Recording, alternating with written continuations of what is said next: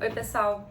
Vou tentar explicar de uma maneira contínua pra mim não precisar editar esse vídeo, porque eu não sou boa em editar vídeo, eu demoro muito tempo e isso não é pra mim. Mas eu vou contar a história, então, como é que eu e o Anderson conseguimos nosso PR em menos de 1 ano e meio. Nós conseguimos. O que muita gente demora anos pra conseguir, graças a Deus a gente conseguiu muito rápido. Mas não por nada também. O Anderson tem uma carreira, então, bem longa na profissão dele, então isso nos ajudou bastante. Mas por que eu quero fazer esse vídeo? Eu quero fazer esse vídeo com a intenção de explicar que tem muitas pessoas que têm a possibilidade, sim, de conseguir um PR sem sofrer tanto nessa Austrália. Porque muita gente que eu vejo nos grupos fazem parecer que é tão difícil. Não é fácil, a gente sabe, mas que é uma coisa meio que inentendível. E não é. Trilhando o caminho certo, tudo é possível. E se consegue fazer as coisas. E se consegue chegar no tão sonhado PR e daqui a pouco numa cidadania. Mas esse vídeo é mais para as pessoas assim que tipo, tem mais de 30 anos, eu acredito, que tem aquela dúvida de sair do Brasil ou não. Porque realmente, se tu colocar num cesto pra ver se, sai do teu país onde tu tá bem, pra ir pra outro onde tu não tem a garantia que vai dar tudo certo, se tu vai conseguir alguma coisa. E foi o nosso caso, por exemplo, porque a gente já tava estabilizado no Brasil. Eu tenho 32 anos e o Anderson tem 33. Quando a gente saiu do Brasil, então, tinha 31, ele tinha 32. E eu era enfermeira concursada no Brasil, ele era software engineer no Brasil por mais de 10 anos, a gente tinha uma boa vida, a nossa vida era muito boa.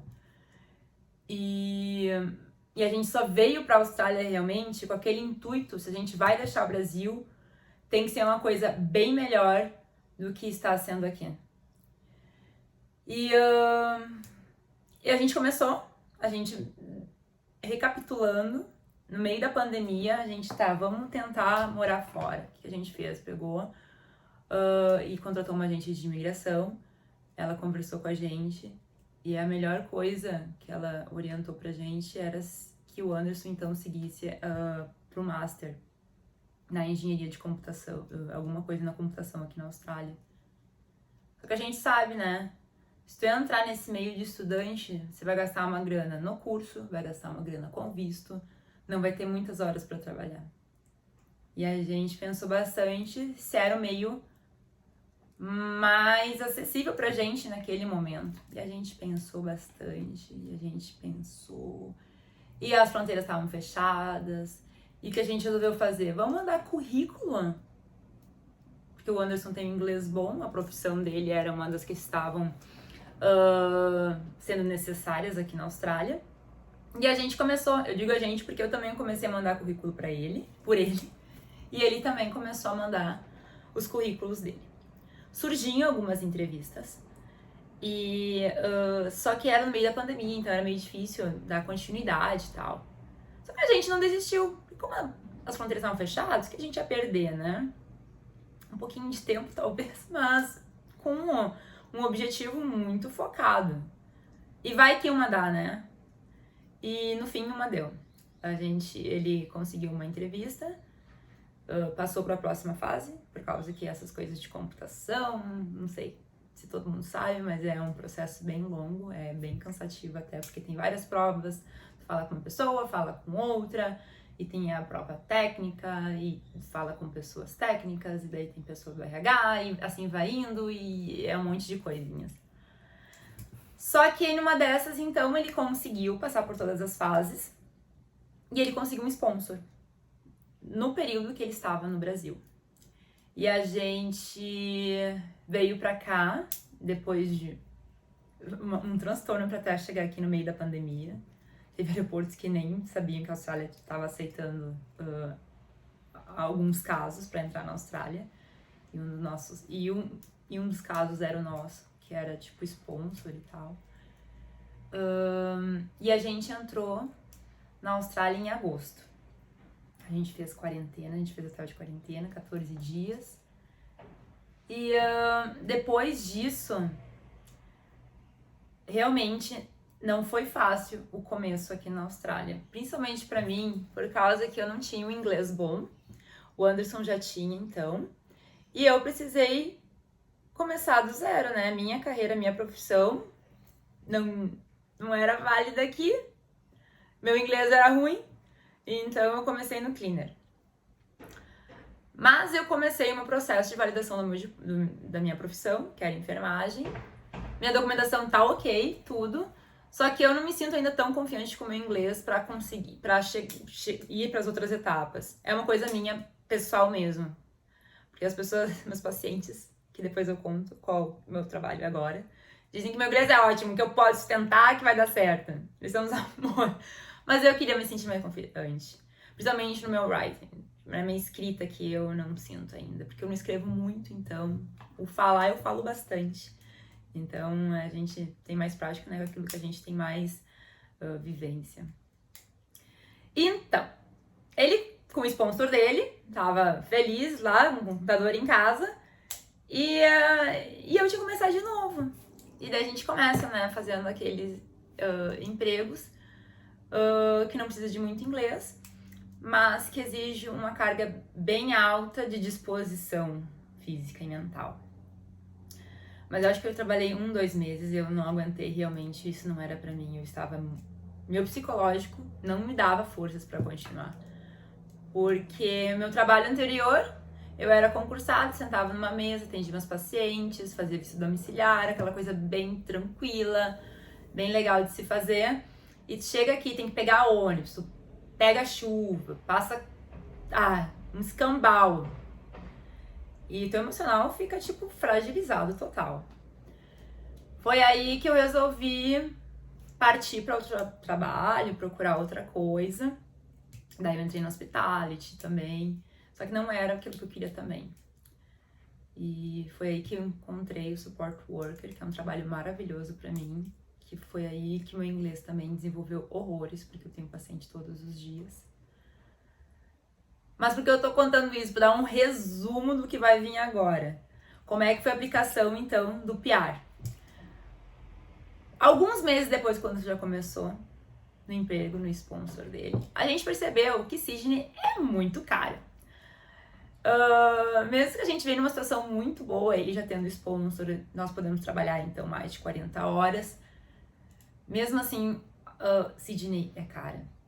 E a gente viu que o salário dele não era tão alto pra gente ficarmos bem aqui. Não que eu não pudesse trabalhar, eu também trabalhava, mas a gente saiu do Brasil com aquele objetivo de, se for pra sair daqui, tem que ser uma coisa melhor.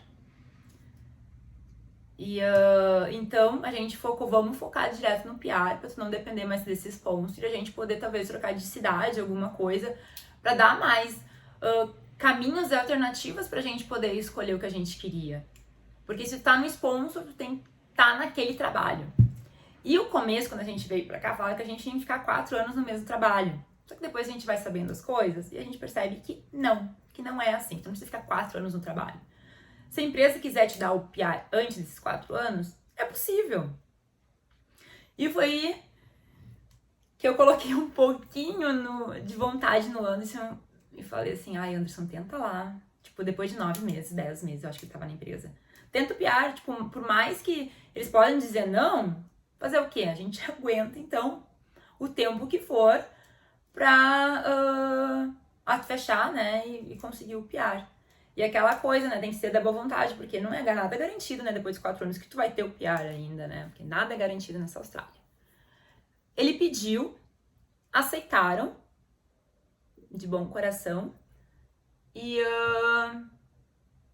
depois, a gente encaminhou agora em setembro, acho que a gente deu início, assim, do papelada toda, mas o visto foi encaminhado realmente em dezembro, lá perto do Natal, naquela época de meio de festivas. A gente até pensou que ia demorar horrores, porque a Austrália toda fecha naquele período, então, tipo, demora muitas coisas, e aquela ansiedade toda, eu tive que fazer o PT, por causa que partner precisava de mais de 50 na nota, mais de 50%, alguma coisa assim.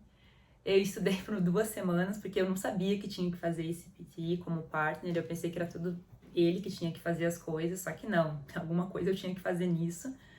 Eu estudei umas 2 semanas só, consegui chegar no mínimo lá, minha nota até não foi tão ruim quanto eu imaginava. E demos entrada, mandamos toda a documentação, e em menos de 2 meses saiu a nossa aprovação do nosso visto. O PR chegou umas 7 horas da noite numa quarta-feira, bem inimaginável, né? E foi aí que as coisas mudaram assim, tipo, pra melhor. Porque quando a gente tem a garantia que a gente tá no caminho certo, tá tudo dando certo, as portas se abrem. E se tu mantém a mente positiva, as coisas funcionam de uma forma perfeita. Coisas do universo, coisas de Deus, é uma coisa inexplicável. Mas é uma sensação muito boa quando as coisas começam a dar certo. Então agora eu tô como support worker, trabalhando todos os dias, eu tenho os meus clientes, eu faço o meu rate, eu trabalho os dias que eu quero. E o Anderson agora está mudando de trabalho também. Já conseguiu um ótimo trabalho que paga condizente à formação dele, à experiência dele. O primeiro trabalho foi muito bom, foi uma experiência muito legal. E agora a gente tem um mundo pela frente aqui na Austrália. Mas eu fiz mais esse vídeo para mostrar para vocês que quem tem experiência, quem tem inglês, consegue as coisas, sim, de uma maneira mais tranquila. E que não é impossível, como muita gente coloca. A gente escuta muita coisa negativas das pessoas, principalmente os brasileiros, que é o que a gente tem o convívio. Mas quando você não escuta, porque eu acho que nosso primeiro ano aqui a gente nem teve muito contato com brasileiros e com ninguém praticamente, era mais eu e o Anderson, a gente acha que o céu é limite, a gente vai atrás e não pensa muito e só vai. E eu acho que isso faz muita diferença quando tu não escuta muitas pessoas e realmente pensa em coisas positivas. Os caminhos se abrem e as coisas funcionam. Então, se você tem uma carreira muito boa, tem anos de profissão e tem um inglês razoavelmente bom, intermediário, avançado, alguma coisa assim, tente. Eu acho que você tem que tentar. Muitas pessoas têm medo do que pode acontecer, muito medo do fracasso. Cara, mas a probabilidade é tão pouca. Se você tiver experiência, tiver pelo menos o inglês, né, então, que precisa, você consegue, só precisa ter coragem.